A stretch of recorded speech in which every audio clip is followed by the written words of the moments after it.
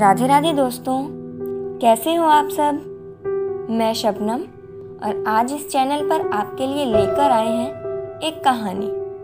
इस कहानी का शीर्षक है दादी माँ की लव स्टोरी। तो दोस्तों, इस कहानी को शुरू करने से पहले अगर आप इस चैनल पर नए आए हैं तो इस चैनल को सब्सक्राइब जरूर करें और इसके साथ वाली बेल आइकन को भी जरूर प्रेस करें ताकि आगे आने वाली हर वीडियो की जानकारी आप तक पहुंचे सबसे पहले। तो दोस्तों, शुरुआत करते हैं इस कहानी को। पलक की शादी तय हो गई थी। अगले महीने की तारीख निकली थी। बहुत खुश थी पलक, पर उसे अपनी दादी की बहुत याद आ रही थी। उसकी दादी गांव में रहती थी। पहले तो वो फिर भी 2-4 दिनों के लिए आ जाया करती थी, पर पिछले 1-2 साल से उन्होंने आना बंद कर दिया था। गांव में वो अपनी छोटी ननद के साथ रहती थी, जो कि बाल विधवा है। जबकि पलक अपनी दादी से नए आने का कारण पूछती तो दादी कहती थी कि पता नहीं कब सांस निकल जाए, तो वो आखिरी सांस अपने उसी गांव वाले घर में ही लेना चाहती थी जहां वो डोली में बैठ कर आई थी। पलक अपनी दादी से बहुत प्यार करती थी। अपनी शादी की खुशखबरी वो स्वयं अपनी दादी को देना चाहती थी, इसीलिए उसने दादी के पास जाने का मन बनाया। परंतु उसे डर भी लग रहा था कि कहीं उसकी लव मैरिज की बात सुनकर पता नहीं वो कैसे रिएक्ट करेंगी। हिम्मत बंधाने के लिए उसने अपनी खास सहेली नेहा को भी साथ ले लिया और चल पड़ी दादी से मिलने। पलक को देखकर दादी बहुत खुश हुई। दादी पोती में बहुत प्रेम था। अब बूढ़ी होने के कारण उनकी नज़र कुछ कमजोर हो गई थी, पर इतनी भी कमजोर नहीं हुई थी कि वो अपनी लाडली पोती को पहचान ना पाती। पलक की शादी की बात सुनकर तो दादी की खुशी का ठिकाना ही न रहा। सिर पर हाथ फेरकर सारी दुआएं, सारी आशीषें दे दी। खाने पीने से निवृत्त होकर सोने की तैयारी होने लगी। दादी ने बाई जी जो कि उनकी छोटी ननद का नाम है, को बोलकर दोनों के लिए मेहमान खाने में सोने की व्यवस्था करने को कहा। पर पलक ने कहा कि वो दादी के कमरे में ही सोएगी।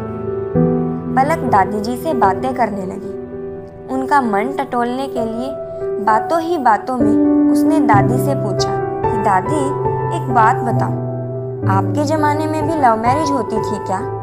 दादी मुस्कुराई और बोली, नहीं बिटिया, लव तो तब भी होता था, पर शादी के बाद। आजकल की तरह नहीं। आजकल तो मोबाइल पर या बाहर मिलकर या शादी से पहले ही एक दूसरे से मिलना जुलना, एक दूसरे को जानना पहचानना हो जाता है और प्यार हो जाता है। वैसे इसमें बुराई भी नहीं है, अच्छी बात है। एक दूसरे को जानने परखने का मौका मिल जाता है। हमारे ज़माने में तो माँ बाप जहाँ जिससे ब्याह करा देते थे, हमें मानना पड़ता था। अच्छा दादी, आपने दादाजी को शादी से पहले देखा था क्या? हाँ, देखा था, खूब अच्छी तरह से। दादी के होठों पर शरारत भरी मुस्कान आ गई। अब रिया की उत्सुकता और बढ़ गई थी। उसने अधीरता से पूछा, कब, कैसे? अरे रुक तो सही, शादी के 1 दिन पहले देखा था, कहकर दादी जोर से हंसने लगी। वो दादी से सारी बातें डिटेल में जानने की हठ करने लगी थी। दादी ने थोड़ी नय की, थोड़ी नुकुर करने के बाद अपनी प्रेम कहानी बतानी शुरू की। हमारी अम्मा और तुम्हारे दादाजी की अम्मा पक्की सहेलियां हुआ करती थी, जो पास के ही गांव में ब्याही थी। दोनों का ब्याह लगभग साथ ही हुआ था। ब्याह से पहले ही दोनों सहेलियों ने एक दूसरे से वादा कर रखा था कि अगर दोनों के लड़के और लड़कियां हुए तो वो समधन बन जाएंगी। तुम्हारे दादा ब्याह के अगले साल ही पैदा हो गए और हम अम्मा की शादी के 9 साल बाद हुए थे। हमसे पहले हमारे 2 भाई हुए थे। वादे के अनुसार हमारा ब्याह कराना तय हुआ। हमारी उम्र में 8 वर्ष का अंतर था। तुम्हारे दादाजी हमसे 8 वर्ष बड़े थे, पर उस जमाने में दोगुनी उम्र का अंतर भी बुरा नहीं माना जाता था। हम 6 साल के थे जब ये बारात लेकर आए। उस जमाने में बारातें 4-5 दिन रुका करती थी। हम बहुत गोरे चिट्टे सुंदर थे, सबके लाडले, थोड़े से जिद्दी और बेहद शरारती और मुंहफट थे। अम्मा जब तक समझाती थी कि लड़कियां ज्यादा नहीं बोलती, मर्यादा में रहती हैं, जोर से नहीं हंसती, पर हम सवालों की झड़ी लगा देते थे कि ऐसा क्यों, वैसा क्यों, लड़कियों को ही क्यों टोकते हैं सब, आदि आदि सब कुछ पूछ लेते थे। पर मेरे सवालों का कोई सही से उत्तर नहीं देता था। खैर, अब आते हैं बारात वाले दिन की बात पर। शादी को लेकर हम बहुत खुश थे कि नए कपड़े गहने पहनने को मिलेंगे, खूब सजेंगे। घर में खूब रौनक भी थी, नाच गाना हो रहा था। 6 साल की अबोध बालिका को इस बात की खुशी और उत्सुकता थी। रस्में शुरू हो चुकी थी। एक दिन हम अपनी सखियों के संग खेलते खेलते शामियाने में पहुंच गए जहां बाराती रुके थे। तभी हमारी सखी ने हमारे दूल्हा यानी तुम्हारे दादाजी की ओर इशारा किया। मिथिला, देखो वो तुम्हारा दूल्हा है। हमने दूल्हे को देख बुरा सा मुंह बनाया और जोर से बोल पड़े कि छी, ये काला सांड है हमारा दूल्हा, हम तो नहीं करते इससे ब्याह। और हम गुस्से में पैर पटकते हुए वहां से भाग आए। शामियाने में हलचल मच गई, हमारे घर तक बात पहुंच गई। बात प्रतिष्ठा की थी, सो दूसरे ही दिन आनन फानन में हमारे फेरे डलवा दिए गए। सोते सोते मतलब? पलक ने पूछा। हाँ बिटिया, हम सो रहे थे तब। तो हुआ यूं कि जैसे ही अम्मा को हमारी बात पता चली तो उन्होंने हमें 2-4 थप्पड़ लगाए तो हम रोते रोते कमरे में जाके सो गए थे। दादी हंसते हंसते बोली, कहानी सुनाने में दिलचस्पी बढ़ती जा रही थी। पलक ने कहा, आगे क्या हुआ दादी, वो भी तो बताओ ना। फिर क्या, जब नींद खुली तो हम भारी कपड़ों गहनों से लदे थे। ये मोटा सिंदूर मांग में सजा था। सजने का शौक तो छुटपन से था ही। चूड़ी बिंदियां महावर देखकर समझ गए कि हमारा ब्याह हो गया है। सामने तुम्हारे दादा को देखकर फिर से गुस्सा आ गया। हम फुफकारते हुए बोले, अम्मा हम कह देते हैं, हम इस काले भैंसे के संग नहीं जाएंगे। और रो रो कर चूड़ी बिछिया उतारने लगे। बड़े भैया को हम दिलो जान से चाहते थे और उनकी हर बात मानते थे। उन्होंने प्यार से हमें गोद में बिठाकर समझाया, ठीक है बिट्टो, हम तुम्हें दूल्हे बाबू के साथ नहीं भेजेंगे। हम खुश हो गए कि चलो इस गेंडे से पीछा छूटा। हमने तुम्हारे दादा को अब तक न जाने कितने नाम दे डाले थे, कहकर दादी ठहाका लगाकर हंस पड़ी। और पलक उन्हें देखते हुए सोचने लगी कि दादी अपनी जवानी में भला की खूबसूरत रही होगी। फिर क्या हुआ? फिर क्या, ब्याह तो हो गया था, बारात वापस चली गई। 3-7 बार गोना तय हुआ। गोना? पलक ने पूछा। वो क्या होता है? पलक और नेहा एक साथ बोली, हमारे जमाने में छोटी उम्र में शादी हो जाती थी तो लड़की के थोड़ा बड़ा होने पर विदा की जाती थी, इसलिए 3 साल या 5 साल में गोना करके लड़की को ससुराल भेजा जाता था। 3 साल बाद हम ससुराल आए। हम 9 साल के थे और अब अल्हड़पन अभी भी नहीं गया था। ये छुप छुप कर हमें देखते और पास बुलाते, पर हम इन्हें मुंह चिढ़ाते हुए भाग जाते। अगर ये मेरा रास्ता रोककर खड़े हो जाते तो हम चिल्ला चिल्ला कर सबको बुला लेते। मौसी अम्मा कौन थी? दादी माँ, जो कि इनकी अम्मा थी, यानी कि तुम्हारे दादाजी की अम्मा। देखो ये दीनू हमें मार रहा है। तुम्हारे दादाजी को सभी प्यार से दीनू बुलाते थे, तो इसीलिए हम भी दीनू ही बुलाते थे। इनको डांट पड़ती तो हम ताली बजाकर हंसते, अंगूठा दिखाते और जीभ चिढ़ाते। ये बेचारे हैरान परेशान चुपचाप डांट खा लेते। इनके यहाँ एक बात और थी जो हमें कतई पसंद नहीं थी कि शौच के लिए मुंह अंधेरे खेतों में जाना पड़ता था। एक तो हम अंधेरे से बहुत डरते थे और दूसरा गांव में सांप बिच्छू होने का भी डर होता था। हमने मौसी अम्मा से कहा, हम यहाँ नहीं रह सकते, आपके घर में शौचालय नहीं है और हमें बाहर जाना बिल्कुल भी पसंद नहीं है। दूसरी बात, हमें घूंघट नहीं लेना, हम कल गिर गए थे, देखो कितनी चोट आई है। हम साड़ी उठाकर घुटने की चोट दिखाने लगे। मौसी अम्मा ने हमारे एक चाटा लगाया और चिल्ला के बोली, बहुत चपड़ चपड़ जबान चलती है तेरी। वहाँ बारात में भी सबके सामने हमारे दिनुआ को काला सांड बोली थी। और अब दिनू दिनू का लगा रखी है, पति का को नाम लेत है का? चर्बी चढ़ गई है दिमाग में। आने दो तुम्हारे बाबूजी को, सब शिकायत करेंगे। हम रोकर कमरे में भाग गए और पूरे दिन कमरे से बाहर नहीं निकले। ये गांव से कुछ दूर एक कस्बे में पढ़ते थे। ये स्कूल से आए तो इनकी अम्मा ने हमारी शिकायत नमक मिर्च लगाकर करी। ये चुपचाप सुनते रहे। शाम तक हमारे बड़े भैया और बाबूजी भी आ गए। उनको खबर पहुंचा दी गई थी। उनसे भी हमारी शिकायत की गई। हम बस एक ही बात की रट लगाए थे कि हमको यहाँ नहीं रहना, साथ जाना है। बाबूजी ने हमें बहुत समझाया पर हम जिद पर अड़े रहे। तब भैया ने उन लोगों से विनती की और कहा कि कुछ दिन के लिए लिया जाते हैं पर समझा बुझाकर भेज देंगे। ये बेचारे रुआ से एक कोने में खड़े हमें जाते हुए देखते रहे। बाबूजी ने हमें घर में पढ़ाने के लिए एक मास्टरनी को रख दिया। हम मन से पढ़ाई करने लगे।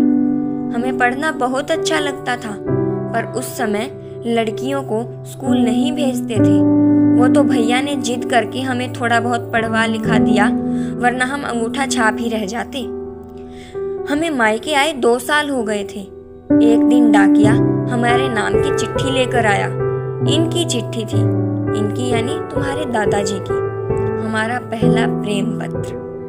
दादी का चेहरा शर्म से लाल हो गया। इस उम्र में भी नई नवेली दुल्हन सी शर्माती दादी बड़ी ही क्यूट लग रही थी। दादी पुरानी यादों में खो गई थी। पलक ने पूछा, क्या लिखा था खत में दादाजी ने? ये कैसे बताएं तुम्हें? बताओ ना दादी। रिया छोटे बच्चे की तरह मचलने लगी। अच्छा, वो संदूक रखा है अलमारी के ऊपर, उसे लेकर आओ। संदूक की धूल साफ करके दादी ने लाल कपड़े में बंधे संभाल कर रखे हुए खत निकाले। फिर एक खत को आंखों के एकदम नजदीक लाकर देखा और फिर पलक को पढ़ने को बोला। पलक ने पढ़ना शुरू किया। मेरी प्राण प्यारी मिथिला, तुम उस दिन मुझसे मुंह फेर कर गुस्सा होकर बिना कुछ कहे यूं ही चली गई। तब से मुझे कुछ अच्छा नहीं लगता। मेरा क्या कसूर था, ये तो बता जाती। तुम मुझे चाहे कितना भी दुत्कार लो, गुस्सा कर लो, पर अपने घर आ जाओ। तुम्हारे बिना सब संसार सूना लगता है। हमने 10वीं की परीक्षा अच्छे नंबरों से उत्तीर्ण कर ली है। हमने अम्मा को धमकी दे दी है कि हमारी बहू को बुला लाओ, नहीं तो हम ये घर छोड़कर बाबा बन जाएंगे। अम्मा तुम्हें नकचड़ी कह रही थी, पर हमने हिम्मत करके कहा कि तुम अभी नादान हो, प्यार से समझा दो तो समझ जाएगी। तुम समझ जाओगी ना मिथिला? तुम आ जाओगी ना?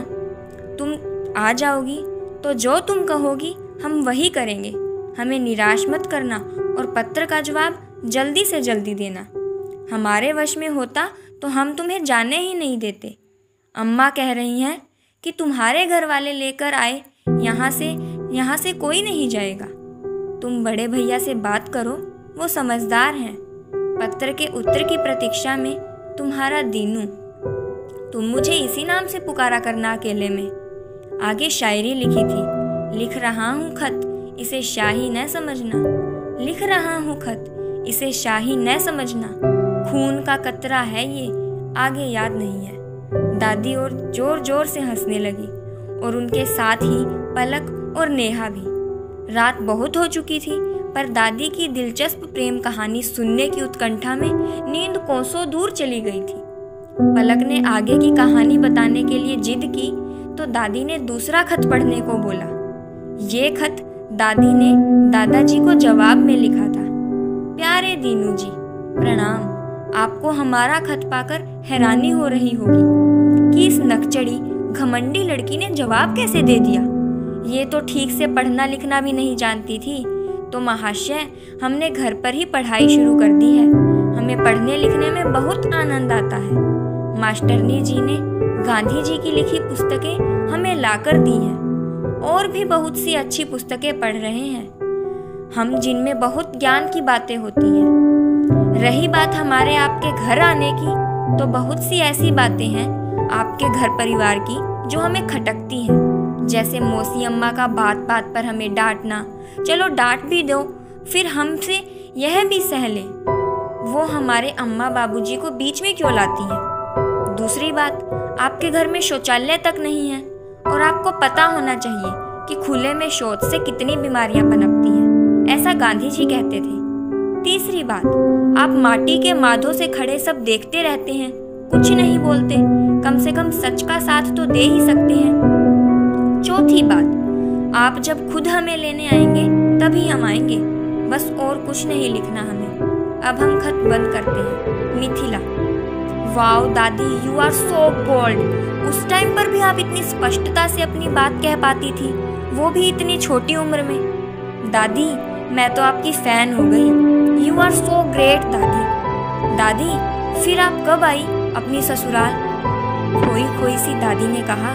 हमारी अम्मा अब अपनी सहेली यानी मौसी अम्मा से खफा थी कि उन्होंने हमें सिखाने समझाने की बजाय चांटा मारा और घर वालों को बुरा भला कहा। भैया भी हमें भेजने के खिलाफ थे। इसी तरह 3 साल और बीत गए। अब हम धीरे धीरे प्यार का मतलब समझने लगे थे। जब हमारी सहेलियां अपने पति और ससुराल के किस्से सुनाती थी तो दिल में खूक सी हो उठती थी। इनका मासूम चेहरा सामने आ जाता। इन्होंने तो हमारे साथ कोई जागती, कोई बदतमीजी भी नहीं की, यहाँ तक कि कभी मुझे स्पर्श तक भी नहीं किया था। पर अम्मा बाबूजी कैसे कहती। फिर एक दिन कुछ ऐसा हुआ कि हमारे गांव में एक शादी थी जिसमें तुम्हारे दादाजी भी आए थे। हम भी सपरिवार गए। वहां हम इनको 5 साल बाद देख रहे थे। आज ये बड़े सुदर्शन लग रहे थे। हल्की हल्की मूछें निकलने लगी थी। हमने एक दूसरे को देखा। इनसे नजरें मिलते ही हमारे दिल की धड़कनें बढ़ने लगी। हमारी सहेली ने इनको इशारा करके शामियाने के पीछे भेज दिया। फिर हमें भी ले गई उनके पास। इन्होंने हमारा हाथ अपने हाथ में ले लिया। आज हम न भड़के न गुस्सा हुए, बल्कि हमें उनका यूं हाथ पकड़ना बहुत अच्छा लगा। हम चुपचाप एक दूसरे को देखते रहे, कुछ कह भी नहीं पाए। तभी वहां भैया आ गए और हमारा हाथ पकड़ कर ले गए। फिर क्या हुआ दादी? दादी ने एक और खत निकाला और पढ़ने को कहा। मेरी प्राण प्यारी मिथिला, हमें अफसोस है कि हम उस दिन भी कुछ नहीं कह पाए, पर अब हमने सोच लिया है कि अब हम तुम्हें लाकर ही रहेंगे। हमने तुम्हारी आंखों में अपने लिए प्यार पढ़ लिया था। हमने बाबूजी से जिद करके घर में शौचालय बनाने की तैयारी कर ली है। काम शुरू भी हो गया है। बाकी रही अम्मा के गरम मिजाज की बात, तो बड़े बूढ़े तो हमें शिक्षा देने के लिए कुछ कहते भी हैं, तो हमें मानने योग्य बात मान लेनी चाहिए, नहीं तो चुप हो जाना चाहिए। अगर कुछ गलत कहें तो उसका विरोध उचित तरीके से करना चाहिए। फिर अब तो स्थिति भिन्न है। अम्मा भी चाहती हैं कि उनकी बहू घर आ जाए और अपना घर बार संभाले, और जो भी शिकवे शिकायतें हैं तुम्हें, तो हम मिलजुल कर उनका हल निकाल लेंगे। गांधी जी भी तो सहयोग और मित्रता का संदेश देते हैं ना। गांधी जी की भक्ति। क्या हम तुम्हें लेने अपने ससुराल आ सकते हैं? चाहो तो बदले में अपनी अम्मा से एक थप्पड़ लगवा देना, हम दूसरा गाल भी सामने कर लेंगे। हम अगले हफ्ते अपनी दुल्हन को लेने आ रहे हैं, तैयार रहना। तुम्हारा Dinu. How cute, so romantic दादा दादी। आज की प्रेम कहानी से एकदम हटकर आप दोनों की लव स्टोरी है।